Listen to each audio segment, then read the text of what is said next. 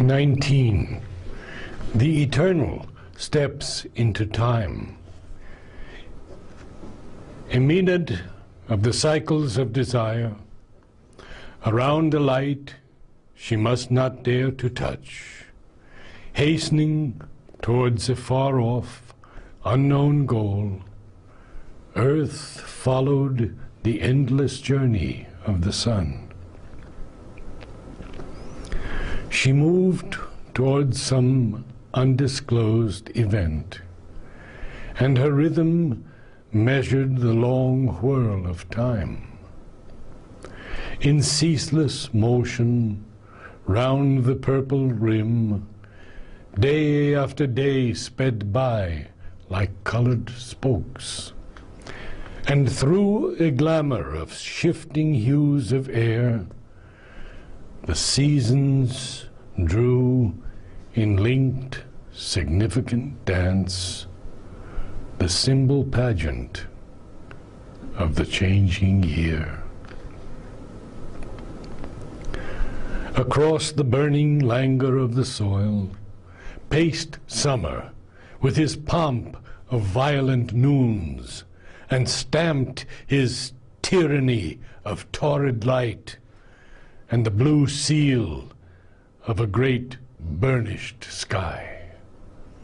Next, through its fiery swoon or clotted knot, rain-tide burst in upon torn wings of heat, startled with lightning's air's unquiet drowse, lashed with life-giving streams the torpid soil, overcast with flare and sound, and storm-winged dark, the star-defended doors of heaven's dim sleep.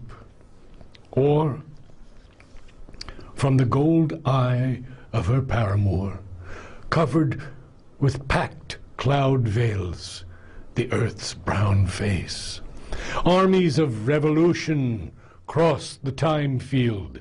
The clouds' unending march besieged the world. Tempests' pronunciamentos claimed the sky, and thunder drums announced the embattled gods.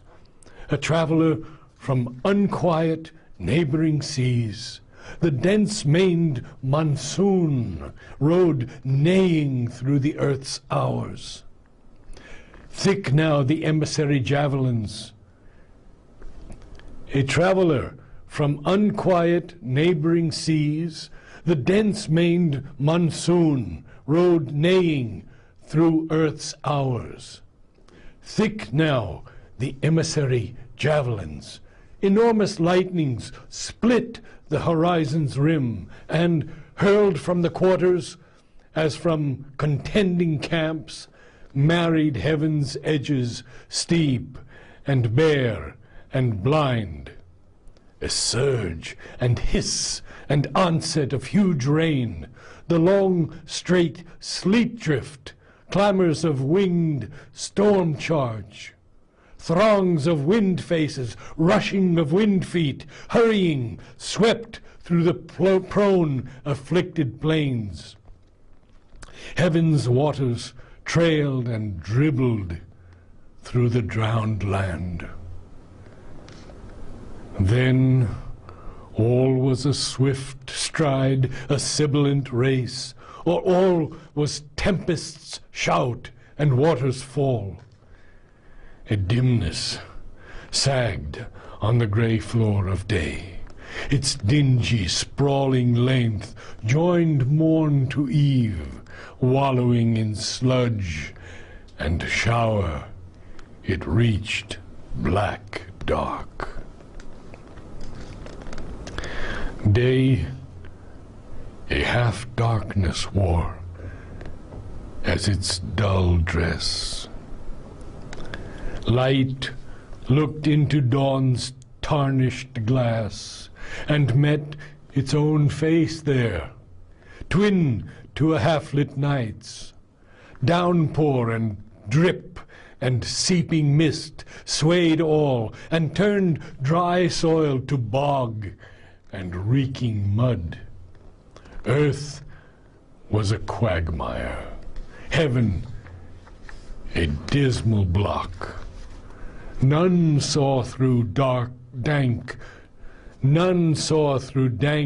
drenched wicks the dungeon sun.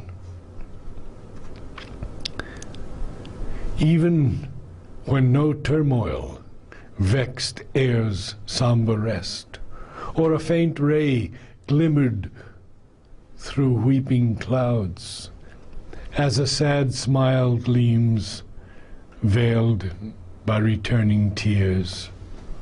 All promised brightness failed, at once denied, or, soon condemned, died like a brief-lived hope.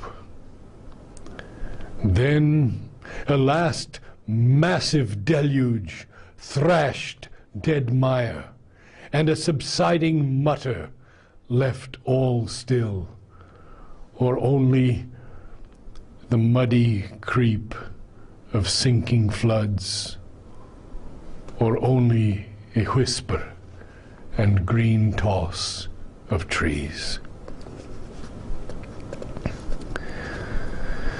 Earth's mood now changed. She lay in lulled repose. The hours went by with slow, contented tread. A wide and tranquil air remembered peace. Earth was the comrade of a happy sun. A calmness neared as of the approach of God. A light of musing trance lit soil and sky. And an identity and ecstasy filled meditation's solitary heart. A dream loitered in the dumb mind of space. Time opened its chambers of felicity. An exaltation entered, and a hope. An inmost self looked up to a heavenlier height. An inmost thought kindled a hidden flame, and the inner sight adored an unseen sun. 3 thoughtful seasons passed with shining tread, and scanning one by one the pregnant hours, watched for a flame that lurked in luminous depths, the vigil of some mighty birth to come. Autumn led in the glory of her moons, and dreamed in the splendor of her lotus pools. And winter and dew time laid their calm, cool hands on nature's bosom, still in a half-sleep, and deepened with hues of lax and mellow ease the tranquil beauty of the waning year. Then spring, an ardent lover, leaped through leaves and caught the earth bride in his eager clasp. His advent was a fire of irised hues. His arms were a circle of the arrival of joy. His voice was a call to the transcendent sphere, whose secret touch upon our mortal lives keeps ever new the thrill that made the world, remolds an ancient sweetness to new shapes, and guards intact, unchanged by death and time, the answer of our hearts to nature's charm, and keeps forever new, yet still the same, the throb that ever wakes to the old delight and beauty and rapture and the joy to live. His coming brought the magic and the spell. At his touch, life's tired heart grew glad and young. He made joy a willing prisoner in her breast. His grasp was a young god's upon earth's limbs.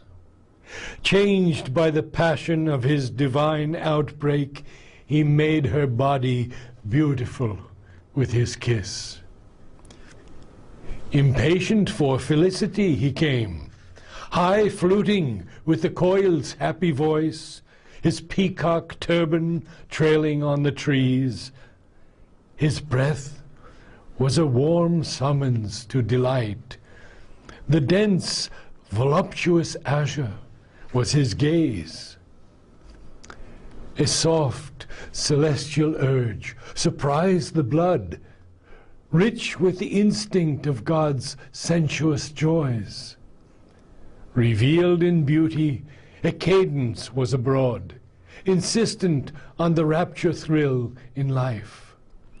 Immortal movements touched the fleeting hours. A godlike, packed intensity of sense made it a passionate pleasure even to breathe. All sights and voices wove a single charm. The life of the enchanted globe became a storm of sweetness and of light and song, a revel of color and of ecstasy, a hymn of rays, a litany of cries. A strain of choral, priestly music sang, and, swung on the swaying censer of the trees, a sacrifice of perfume filled the hours. Ashokas burned in crimson spots of flame, pure like the breath of an unstained desire. White jasmines haunted the enamored air. Pale mango blossoms fed the liquid voice of the love-maddened koil, and the brown bee muttered in fragrance mid the honey buds. The sunlight was a great god's golden smile. All nature was at beauty's festival.